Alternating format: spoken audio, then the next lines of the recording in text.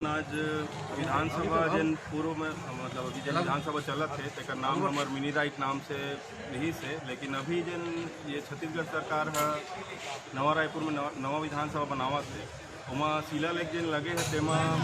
हमार मिनी राय के नाम के उल्लेख नहीं है। तो हम अल्लाह इसे आशंका लगा थे कि कुछ साजिश की जात हमारे पुरखा के नाम विलोपित करे बस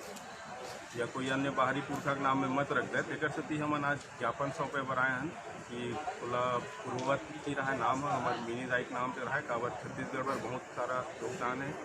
मिनी राय के, तो ओकरे बार हमन ज्ञापन सौंपे कलेक्टर के माध्यम से मुख्यमंत्री जी से ज्ञापन संगे संगे एक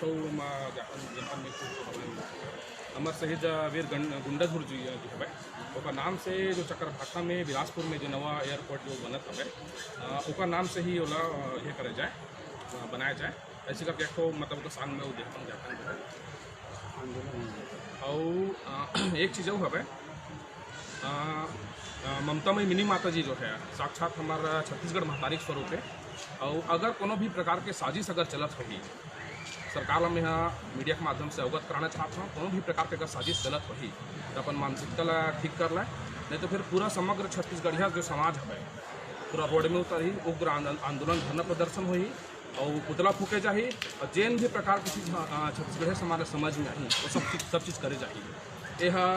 हमार महतारी के सम्मान के विषय और अस्मिता के विषय में बिल्कुल भी हम एक नहीं बर्दाश्त।